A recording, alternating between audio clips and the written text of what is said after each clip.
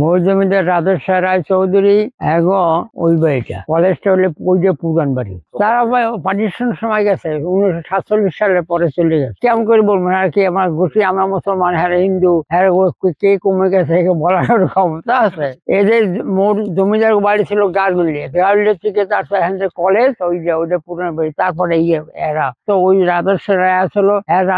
রাধা তো ছিল জমিদারি ছিল আগের দিনে, ভাটির দিনে যখন ভাটা লাগছে তখন দুইজন মাল্লা নৌকা লইয়া গেছে, চৌদ্দুর দক্ষিণে যাইতে পারছে। এর আশেপাশে যত ইউনিয়ন আলে সবই তার রাজস্ব, তখন তাদের রাজস্ব সব ব্যয়টায় যাইয়া 1,10,000 20,000 টাকা আয় হয়েছে তৎকালীন সময়, সব খরচ বাদে। এত বড় জমিদার আমি মেইন জমিদার দেখছি, হ্যাঁ রাধেশ্বর রায় চৌধুরী। হ্যাঁ খুব ভালো লোক ছিল, তার ব্যবহার যা ছিল তারা ভালোই ছিল। সাধারণ ভদ্র লোক যেরকম চলে এইরকম চলে। সে স্থগিততা পাই দিত, খদ্দরে জামা পরতো।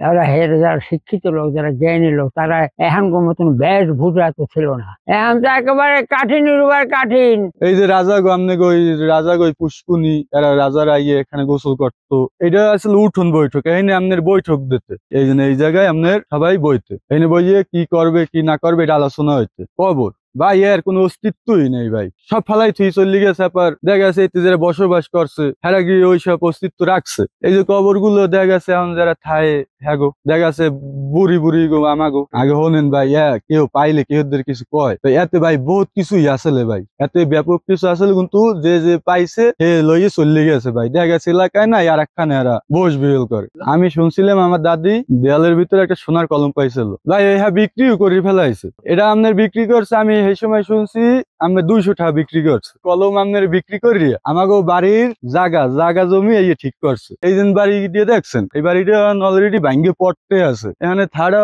একটা মানুষের পক্ষে অসম্ভব, তাই এখন বাধ্যতামূলক এখন নামিয়ে যাওয়া লাগবে। তা অতই ফেরে নামিয়ে গেছে। আমাকে বাড়িটা এইরকম আসলে বলতে এইরকমই আসলে, কিন্তু সেটা ভাঙ্গে পড়ে গেছে। পাশে ঘরুটেই হাইপার ঠাই। এই গুলো তো ছিল বর্তমান মেন জমিদের এগো, তারা তো দেখা গেছে এখন বাংলাদেশি টোটালে নাই। পরবর্তীতে আরেকজন দেখাশোনার মানুষ হয়ে গেছে, এখন তো জমিটা তাদেরই আছে, তারা বসবাস করে এরা সবকিছু জানে দেখছে না, এরা জমিদারের বংশধর না। কারণ জমিদের তো নাই, আপনি জমিদার বিশ্রী পাইবেন কমে। এই বাড়ির পক্ষে আমি ছোটকালেতে যেরকম দেখতেছি এখন বর্তমানে এইরকমই আছে। ভূত বলতে ভাই কোনো কিছু নেই, মানুষ হইলে আজকাল ভূত না ভাই, কিন্তু এর ভিতরে অনেক হাপ আছে, বড় বড় অনেক সাপ আছে। দেখা গেছে হাপগুলো মানুষ লড়ায়, বুঝছেন, রাইতে বাইরে অনেক সামনে পড়ে, বিভিন্ন মানুষের সামনে পড়ে। এর বাড়ি ভাই কিছু নেই, ইচ্ছের আর কিছুই নেই। এই বাড়িটার নামই হয়েছে ভাই জমিদার বাড়ি। ভাই আজকাল দেশ স্বাধীন হয়েছে ভাই, যে জীবন লই পলাইছে ভাই। বিষয়টা বলছেন ভাই, দেশ স্বাধীন হয়েছে বলতে